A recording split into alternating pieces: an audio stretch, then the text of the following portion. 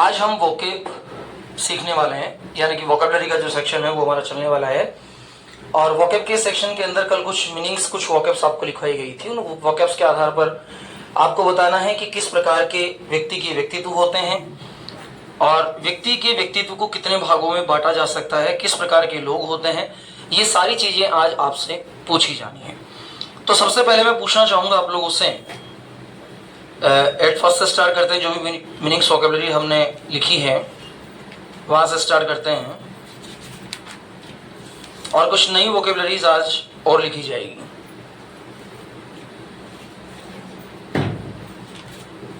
सबसे पहले, ऐसा व्यक्ति जो लोगों और सांसारिक चीजों से परेशान हो।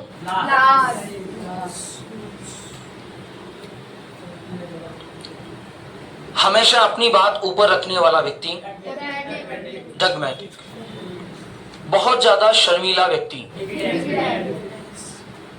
अपने से बाहर की वस्तुओं और व्यक्तियों में रुचि लेने वाला व्यक्ति। एक्सट्रोवर्ट। हर समय दूसरों के साथ रहने की इच्छा रखने वाला व्यक्ति।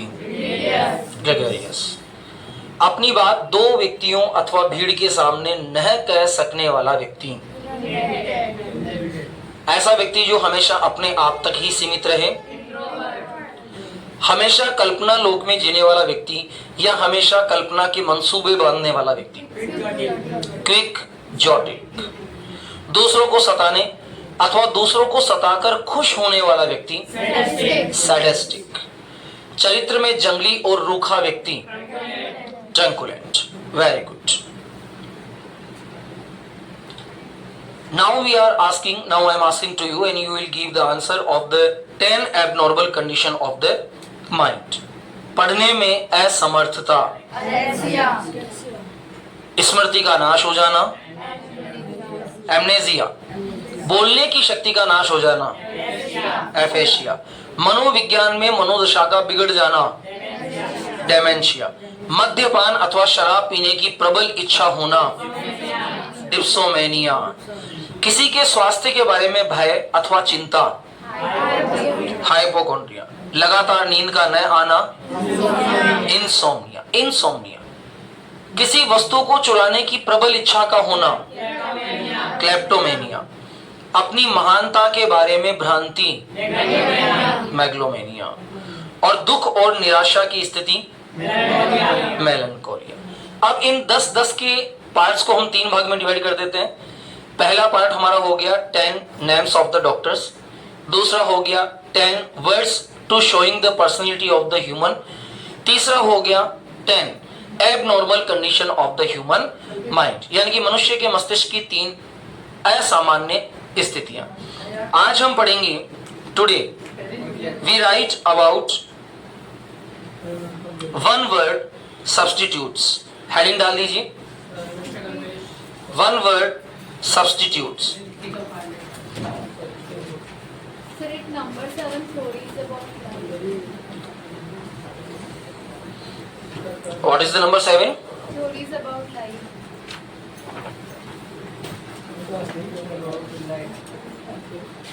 Theories about life.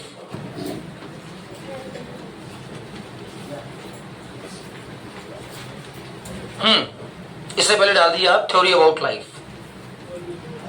1 word section को आज थोड़ा सा रोकिए और इससे पहले डाल दीजिए हेडिंग थ्योरीज अबाउट लाइफ। अब थ्योरीज अबाउट लाइफ होती है वाद। वाद का नाम सुना है? वाद क्या होता है? जैसे परोपकारवाद, नास्तिकवाद, आस्तिकवाद, अतिराष्ट्रीयतावाद, पुरातनवाद, उदारतावाद, परिवर्तनवाद। इन वादों को किस प्रकार हम लोग जान सकते हैं? तो व्यक्ति के जीवन कला और दर्शन से संबंधित ये वाद होते हैं और इन वादों का प्रमुख कार्य होता है कि ये किसी भी सेक्टर में उपयोगी हो सकते हैं। नंबर 1 लिखिए, ये डायरेक्ट केवल लिखकर याद करने का है।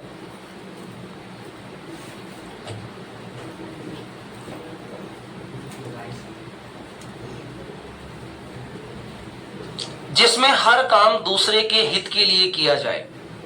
हिंदी में लिखेंगे आप, जिसमें प्रत्येक कार्य दूसरों के हित के लिए किया जाए, जिसमें प्रत्येक कार्य दूसरों के हित के लिए किया जाए,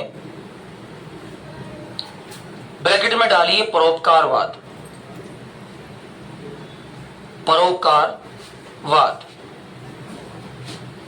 और परोपकारवाद को इंग्लिश में कहा जाता है एल्ट्रिज्म। ALTRUISM,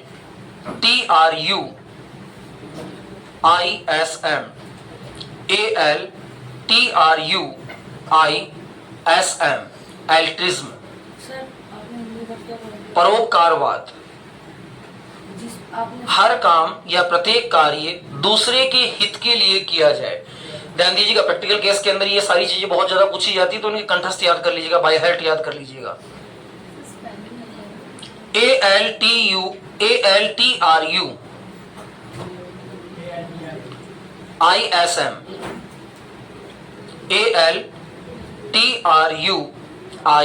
ALTRUISM, altruism.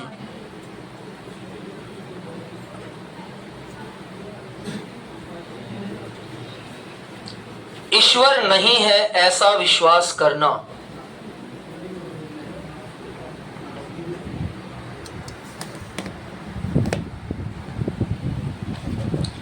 ईश्वर नहीं है ऐसा विश्वास करना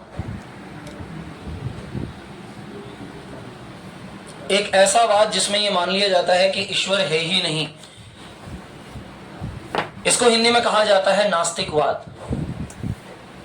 इसको हिंदी में क्या कहा जाता है? नास्तिकवाद। और इसे इंग्लिश में कहा जाएगा एथिज्म। ATHEISM,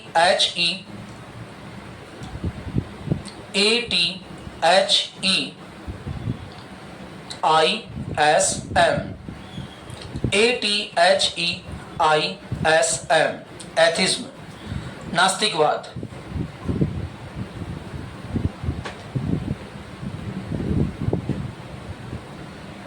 नंबर 3 लिखिए, अपने देश के प्रति अत्यधिक गर्व की भावना। अपने देश के प्रति अत्यधिक गर्व की भावना मतलब इतना ज्यादा गर्व, इतना ज्यादा प्राउड। देखा होगा आपने, कई लोग देश के लिए मर मिटते हैं, उन्हें अपने देश पर बहुत ज्यादा गर्व होता है, उनके लिए देश से बड़ा कुछ भी नहीं है। तो ऐसी स्थिति कहलाती है शॉविनिज्म, यानी कि अति राष्ट्रीयवाद।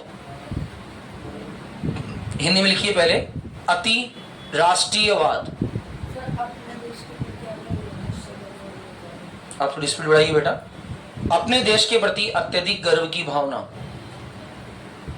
अति राष्ट्रीयवाद, शॉविनिज्म, CHAUVINISM,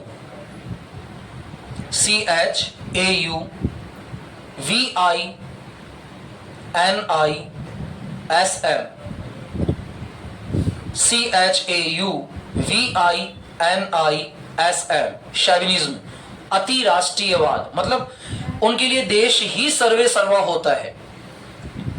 अपने देश पर उन्हें इतना गर्व होता है कि कोई अगर कुछ गलत बोल दे तो वो बहुत ज्यादा एंग्री मूड में आ जाते हैं, बहुत ज्यादा एंगर फील करते हैं। तो अति राष्ट्रीयवाद का मतलब होता है शॉविनिज्म। नेक्स्ट लिखिए, जो है वही श्रेष्ठ है की भावना। जो है वही श्रेष्ठ है की भावना।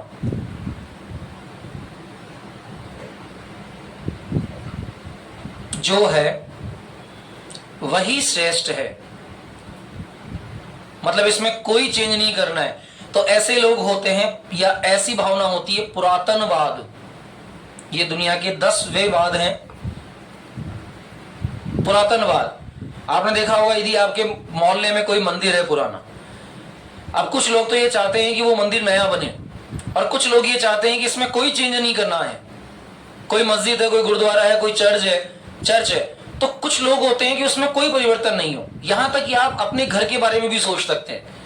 आपके घर में कुछ मेंबर होंगे जो चाहेंगे कि घर नया बने और अच्छा बने, और आप में से कुछ मेंबर चाहेंगे कि जो है जैसा है वही सर्वश्रेष्ठ है, तो ऐसी सोच जो होती है ये कहलाती है पुरातनवाद। और पुरातनवाद को कहा जाता है कंजर्वेटिज्म। Conservatism, CONSERVATISM, conservatism.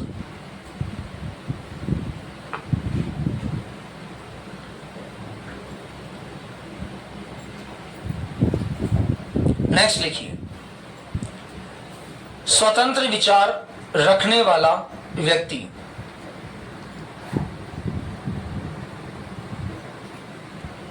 स्वतंत्र विचार रखने की धारणा, व्यक्ति मत लिखो, स्वतंत्र विचार रखने की धारणा क्या कहते हैं? पढ़ा होगा ना संविधान के अंदर, उदारवाद, लिबरलिज्म,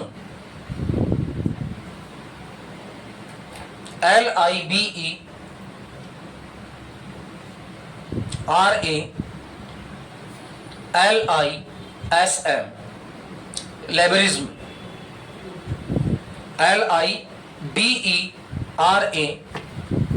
LIBERALISM, लिबरलिज्म यानी कि उदार मन होना, उदारता या उदारवाद। LIBERALISM, लिबरलिज्म, लिबरलिज्म, लिबरलिज्म यानी कि उदारवाद। या LIBERA liber, LISM lism, liberalism, लेकिन ले नहीं बोला जाएगा इसलिए इसको डायरेक्ट बोला जाता है लिबरलिज्म। नेक्स्ट लिखिए, हिंसा के द्वारा परिवर्तन की धारणा। हिंसा के द्वारा परिवर्तन की भावना, ये तो पढ़ा होगा आपने। वायलेंस नहीं, वायलेंस तो हिंसा हो गया। बिल्कुल सही बात है, रेडिकलिज्म, हिंसा के द्वारा परिवर्तन की भावना। कई क्रांतियां हुई ना अपने यहाँ, उन क्रांतियों के अंदर क्रांतिकारियों की भावना कैसी होती थी? हिंसात्मक तरीकों से दुश्मनों को खत्म कर देना, क्योंकि वो सामान्य प्रेम की भाषा नहीं समझते हैं। तो ऐसी भावना अगर है तो वायलेंस के द्वारा वो अपने दुश्मनों का अंत करना चाहते हैं, परिवर्तन करना चाहते हैं। जो बुरा है उसका जवाब बुराई से दो, ऐसी भावना अगर होती है तो वो कहलाती है हिंसा के द्वारा परिवर्तन की भावना। इसे कहा जाता है रेडिकलिज्म, RADICA,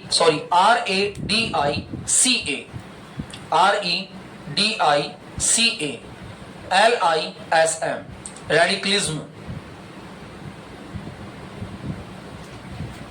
रेडिकलिज्म, रेडिकल पूरा वर्ड है, इज्म वाद को कहते हैं, धारणा को कहते हैं।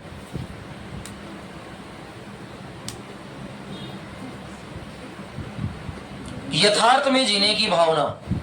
सर इन हिंदी हिंसावाद नहीं, इसे कहा जाता है परिवर्तनवाद। इन हिंदी इसे कहा जाता है परिवर्तनवाद, परिवर्तनवाद।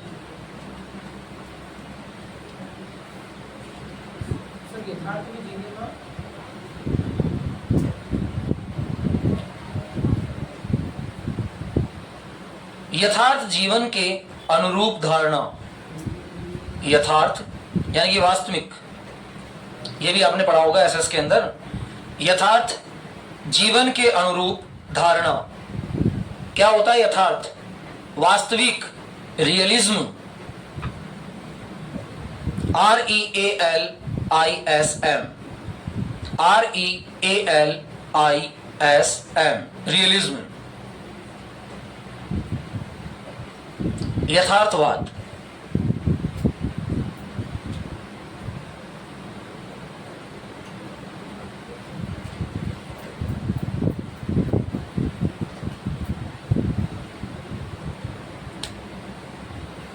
कला साहित्य,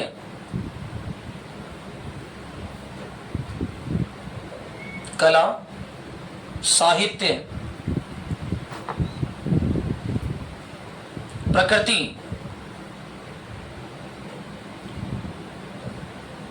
की भावात्मक तस्वीर या धारणा।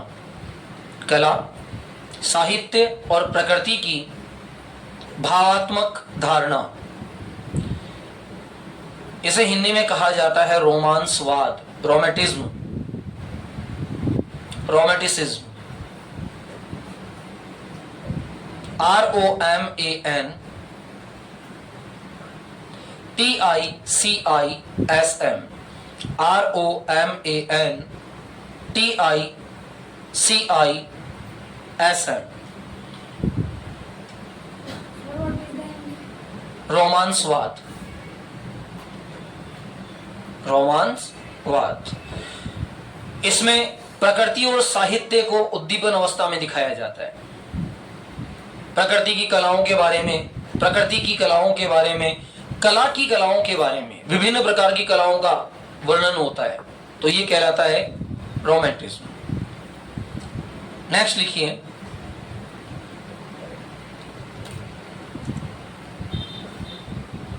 किसी भी वस्तु के बारे में कोई धारणा नहीं, किसी भी वस्तु के बारे में कोई धारणा नहीं, किसी भी वस्तु के बारे में कोई धारणा नहीं, इसे कहा जाता है संशयवाद।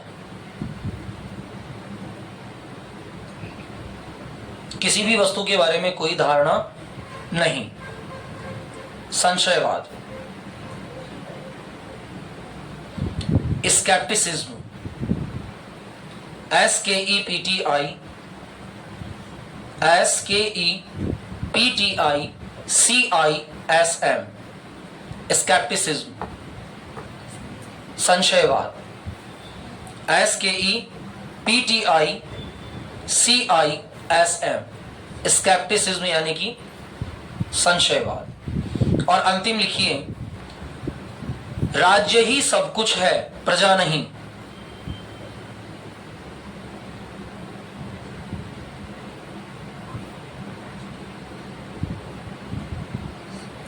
राज्य ही सब कुछ है, प्रजा कुछ भी नहीं, इसे कहा जाता है सर्वसत्तावाद।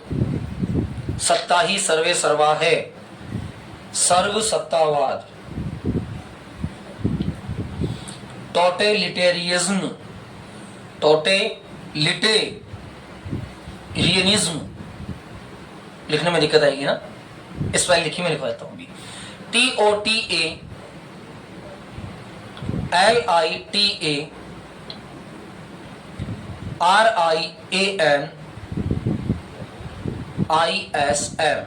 I repeat again, TOTALIARIANISM। Hindi में लिखिए इसको टोटेलिटेरियनिज्म, टोटेलिटेरियनिज्म। जब स्पीडली बोलते हो उसको तो ये आसानी से बोला जा सकता है, टोटेलिटेरियनिज्म। समझ में आ गया?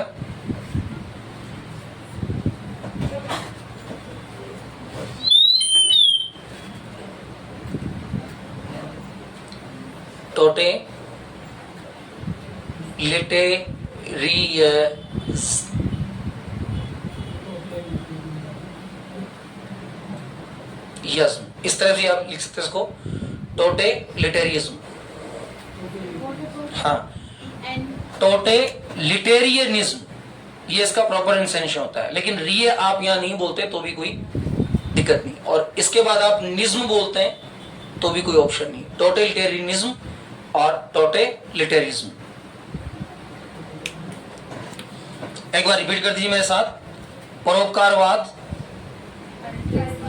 एल्ट्रिज्म, नास्तिकतावाद, एथिज्म, अति राष्ट्रीयतावाद, शाविज्म, पुरातनवाद, कंजर्वेटिज्म, उदारतावाद, लिबरलिज्म, परिवर्तनवाद, रेडिकलिज्म, यथार्थवाद, रियलिज्म, रोमांसवाद, रोमांटिज्म, संशयवाद, स्केप्टिसिज्म और सर्वसत्तावाद, totalitarianism. That is the clear, याद कर लेंगे। अब लिखिए वन वर्ड।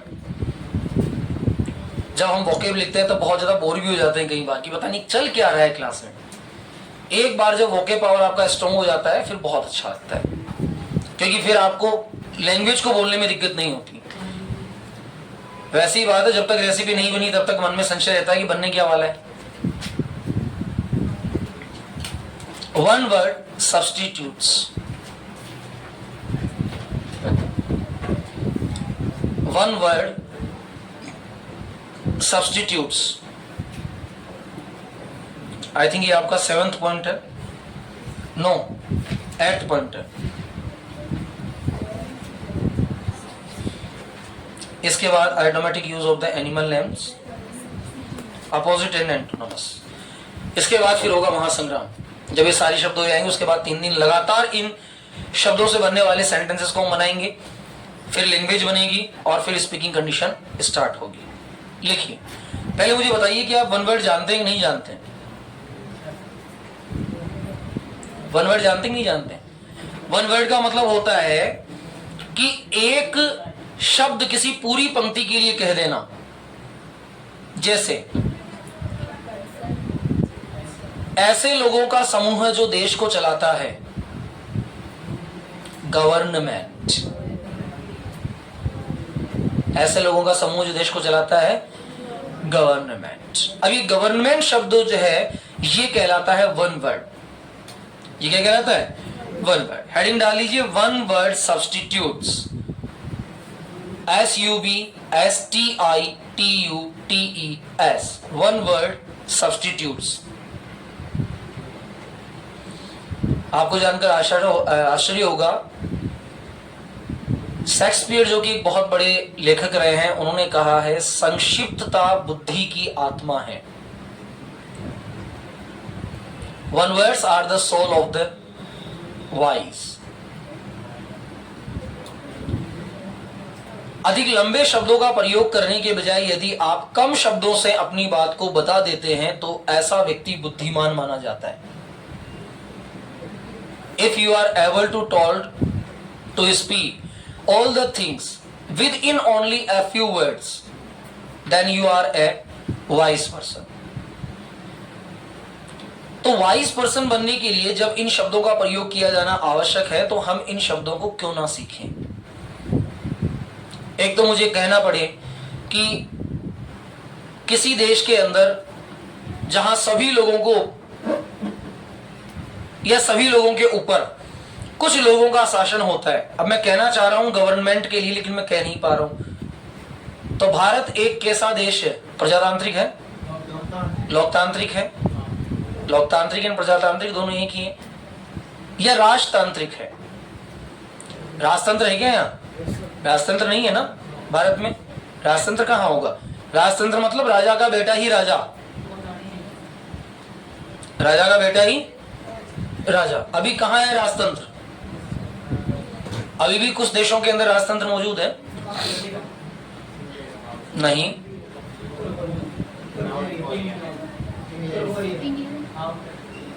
ज्यादा दूर मत जाइए। राजतंत्र हमारे पड़ोसी देश नेपाल में भी है। नेपाल में आज भी राजा होते हैं, प्रजा होती है। सऊदी अरब में राजतंत्र नहीं है, डेमोक्रेटिक कंडीशंस है।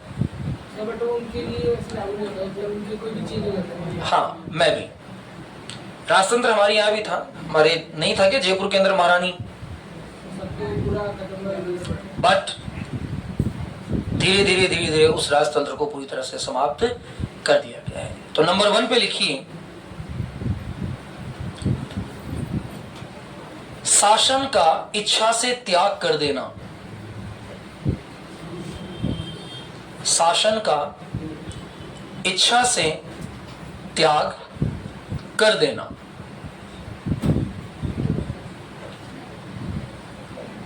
इसको इंग्लिश में कहा जाता है to give up a throne voluntary. दोनों लिखवाऊं ना आपको, हिंदी और इंग्लिश, उसके बाद वन वर्ड, या डायरेक्टली इंग्लिश में लिखवा दो वन वर्ड, समझ जाएंगे आप लोग? That's very good. लिख दीजिए, to give up a throne voluntary, इच्छा से शासन का त्याग कर देना। To give up a throne voluntary, VOLUNTARILY,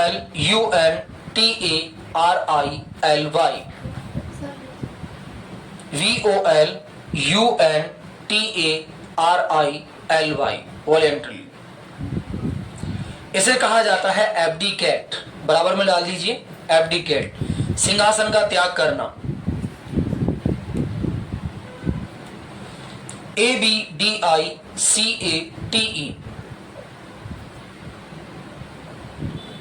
ABDICATE।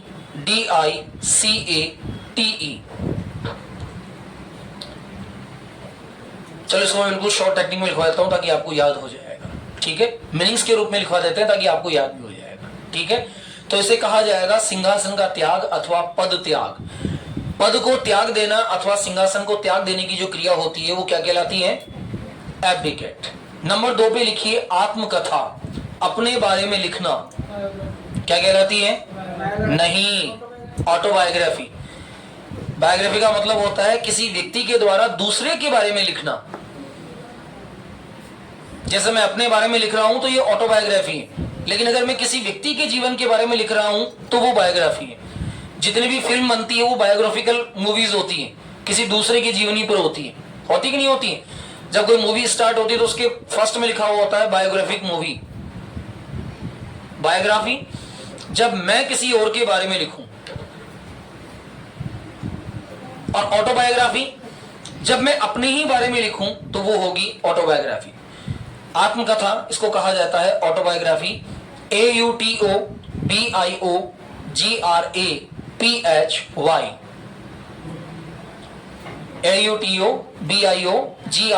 AUTOBIOGRAPHY, autobiography. आक्रमणकर्ता, जो पहले हमला करता है, ध्यान दीजिएगा, आक्रमणकर्ता जो पहले हमला करता है, इसे कहा जाता है आक्रांता। आप लिखिए आक्रमणकर्ता। कठिन लग रहा है क्या हिंदी शब्द? और सरल लिखा हूं, हमलावर।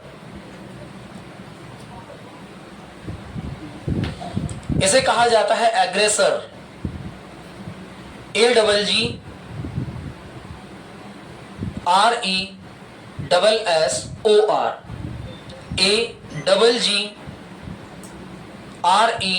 AGGRESSOR, अग्रेसर। अग्रेसर मतलब हमला करने वाला, जो पहले हमला करे। दो लोगों में लड़ाई हो रही है, दो लोगों में झगड़ा हो रहा है, तो दो लोगों में जब झगड़ा हो रहा है तो जो पहला व्यक्ति है, यानी कि जिस व्यक्ति के द्वारा आक्रमण किया गया है, वो क्या कहलाएगा? अग्रेसर। नेक्स्ट लिखिए शौकियाना, बहुत इंपॉर्टेंट शब्द है ये सारे। शौक से किसी भी काम को कर देना, शौकियाना। जो किसी कला या खेल में शौक से काम करता हो, मजबूरी नहीं हो, केवल शौक से काम करता हो, शौकियाना। इसे कहा जाता है एमेचर। AMATEUR, AMATEUR, amateur. तो what is the mean of the amateur? शौकियाना मतलब केवल मन से काम कर लिया, बस शौक आया और इच्छा हुई ऐसा काम किया जाना चाहिए और ऐसा काम कर दिया, तो ये कहलाता है शौकियाना। नेक्स्ट लिखिए मध्यस्थ। अब हम मध्यस्थ को कई बार गलत शब्द के रूप में यूज करते हैं, मीडिएटर। मीडिएटर होता है मध्य का भाग। मध्यस्थ जो किसी दो पक्षों के बीच में झगड़े को निपटाने के लिए खड़ा हो, वो कहलाता है मध्यस्थ। और मध्यस्थ को इंग्लिश में कहा जाता है ऑर्बिटेटर। क्या कहा जाता है? याद रखिएगा, आपकी वोकैब जितनी स्ट्रॉन्ग होगी, आपकी इंग्लिश उतनी ही अच्छी महसूस की जाएगी। तो मध्यस्थ कौन कहलाता है? ऑर्बिटेटर। लिखिए ARBIT RATOR, ARBIT RATOR, arbitrator, मध्यस्थ।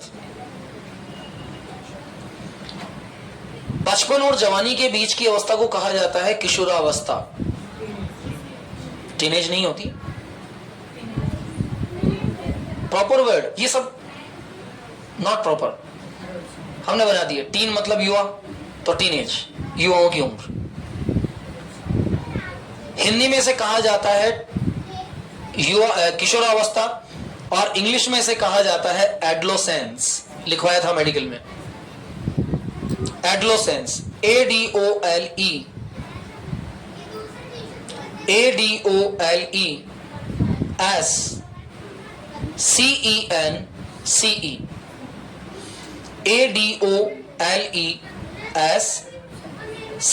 ADOLESCENCE, एडोलेसेंस यानी किशोरावस्था।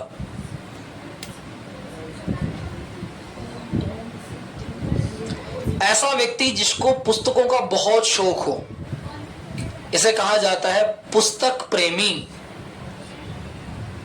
क्या कहा जाएगा? पुस्तक प्रेमी। कोई बता सकता है पुस्तक प्रेमी को इंग्लिश में क्या कहा जाएगा? इसे कहा जाता है बिब्लियोफाइल। यही तो होता है ना सर, मैंने इंग्लिश सीख तो ली लेकिन सामने वाला अंग्रेजी बोल रहा है, मेरे समझ में नहीं आ रहा है। अब वो कहना चाह रहा है बिब्लियोफाइल। आपके माइंड में ये वर्ड है ही नहीं कि बिब्लियोफाइल क्या होता है। बिब्लियोफाइल का मतलब होता है ऐसा व्यक्ति जिसे किताबों से बहुत प्यार होता है।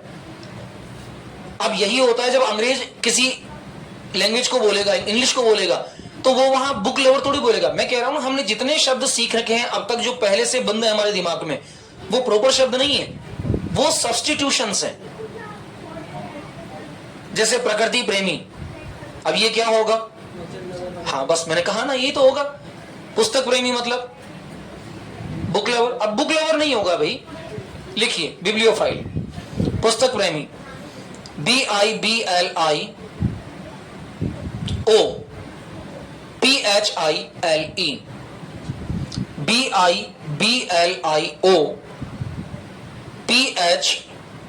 BIBLIOPHILE, bibliophile. अब बिब्लियोफाइल का मतलब होगा पुस्तकों से प्रेम करने वाला व्यक्ति, बिब्लियोफाइल। वनस्पति विज्ञान, वनस्पति विज्ञान क्या कहा जाएगा?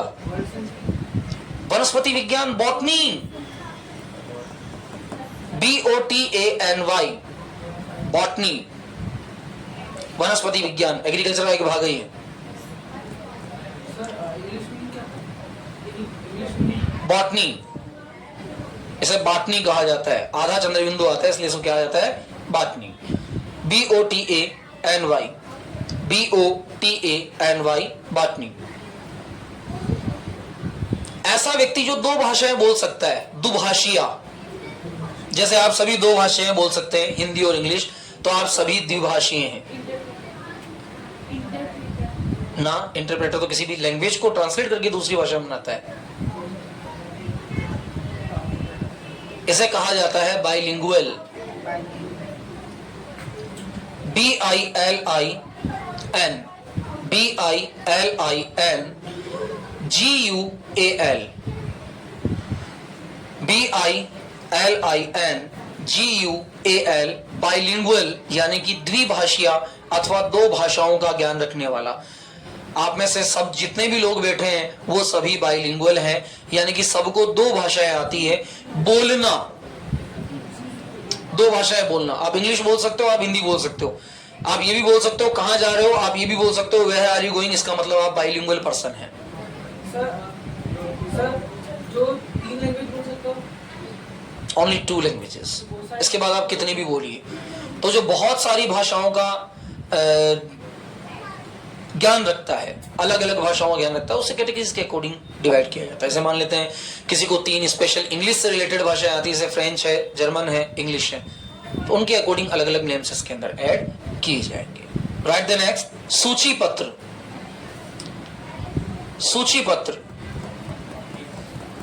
किसी भी चीज की सूची बनाना,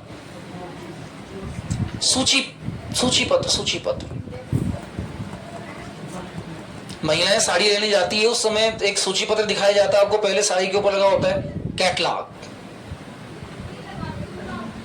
कैटलॉग, CATALOGUE। CATALOGUE,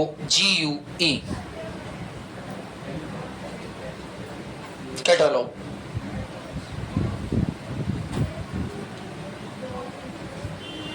सौ वर्षों का समूह,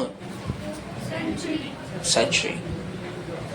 CENTENARY, CENTENARY, इसका राइट प्रोनाउंसिएशन होता है सेंटिनरी। हम इसको सेंचुरी बोलते हैं। सेंचुरी तो वो जो होती है जहां बहुत सारे पक्षी रखे जाते हैं, घर पक्षी विहार। स्पेल लिखिए इसकी CENTENARY।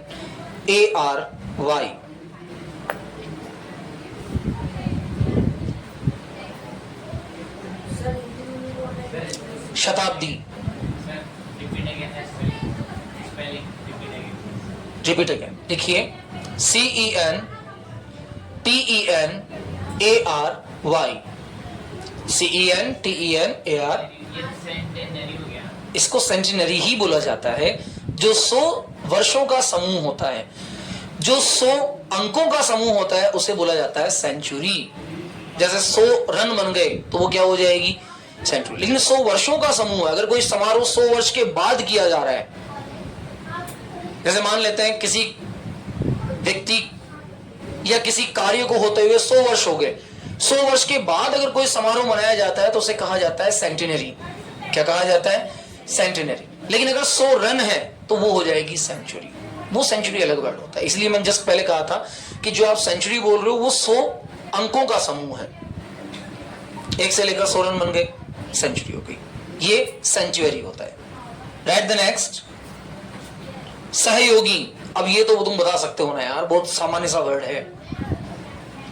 सहयोगी को क्या कहा जाता है, हेल्पर थोड़ी कहा जाता है। हाँ सोचो सोचो, हेल्पर कह दो, सर्वेंट भी कह सकते हो, आप तो कह सकते हो ना। मान लेते हैं मैं स्टाफ में 2 व्यक्ति हैं, एक मेरा सहयोगी, तो मैं उसे क्या कहूंगा, हेल्पर। कॉलिक, COLLEAGUE,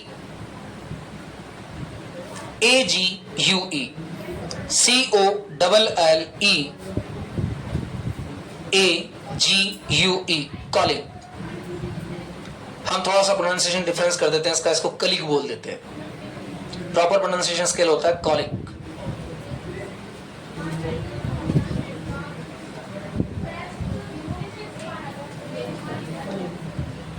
नेक्स्ट लिखिए समकालीन, एक ही काल में रहने वाले व्यक्ति।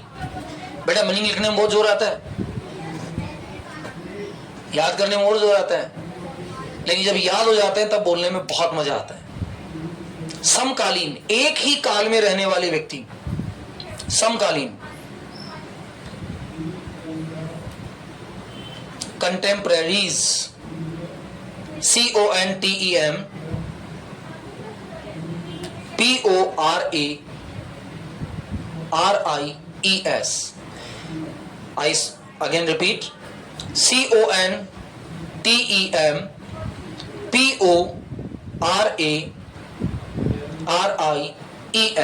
कंटेम्परेरीज। कंटेम्परेरीज का मतलब क्या हो जाएगा, समकालीन।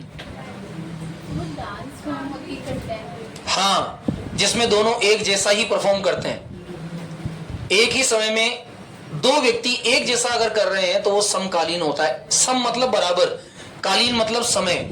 एक ही समय में 2 लोगों के द्वारा एक जैसा किया जाने वाला बर्ताव कहलाता है कंटेम्परेरीज। नेक्स्ट,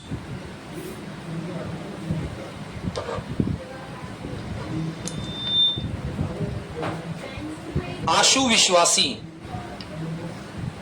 आशु विश्वासी, कच्चे कान वाला व्यक्ति, जो कह दे उस पर भरोसा कर ले, इसे कहा जाता है आशु विश्वासी। आशु विश्वासी, आशु विश्वासी। क्रेडुलस व्यक्ति होता है ये, जिसके कान कच्चे होते हैं। ऐसा कहा जाता है ना, ये पढ़ाई फूक से बच जाता है। मतलब किसी को कुछ भी कह दो वो जल्दी विश्वास कर लेता है। अगर मैंने कह दिया कि यार उधर मत जाना, उधर झगड़ा हो रहा है, तो वो नहीं जाएगा, देखेगा नहीं, यथार्थवाद में नहीं जिएगा वो। अगर आपने उसे कुछ भी कह दिया तो वो उस चीज को जल्दी ही मान लेता है, जल्दी ही विश्वास कर लेता है। या फिर किसी भी व्यक्ति पर बहुत ज्यादा जल्दी विश्वास कर लेने वाले व्यक्ति, जैसे किसी चोर ने ये कह दिया कि मैं पुलिस वाला हूं तो वो मान लेगा हाँ तो पुलिस वाला है। अति शीघ्र विश्वास करने वाला। लिखिए क्रेडुलस, CREDULOUS, CREDULOUS,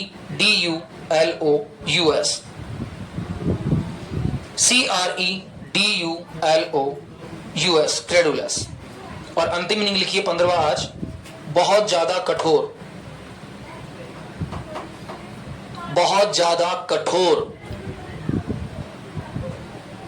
इतना कठोर कि जिसमें दया, सहानुभूति, कोमलता खत्म हो चुकी हो। क्या कहेंगे ऐसे कठोर व्यक्ति को? इसे कहा जाता है callus, CALLOUS,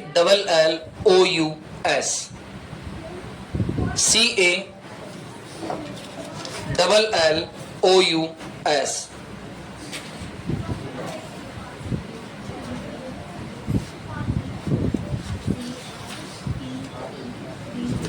What is the difference between truculent and callous? Difference between Truculent and callous. Truculent mean जंगली इंसान, जंगली। आपने उसे पिज्जा खाने को दिया, वो बिल्कुल पिज्जा को फाड़ देगा, चीर देगा, उछाल देगा, फिर जमीन पर उसको मुंह से खाएगा। ये हो गया जंगली व्यवहार। लेकिन कैलस का मतलब हो गया कठोर व्यक्ति। पापा मुझे 10 रुपए चाहिए, एक चाटा पड़ा खींच के नहीं मिलेंगे। अब ये कठोरता दिखाती है, और एक बार नहीं, हमेशा जिसके अंदर ऐसी कठोरता होती है वो कहलाता है कैलस। लेकिन ट्रंकुलेंट का मतलब होता है जिसका व्यवहार रूखा हो और जंगली हो। व्यवहार अगर रूखा और जंगली है तो वो क्या कहलाएगा? ट्रंकुलेंट। लेकिन कठोर है बहुत ज्यादा तो वो कहलाता है कैलस। ओके।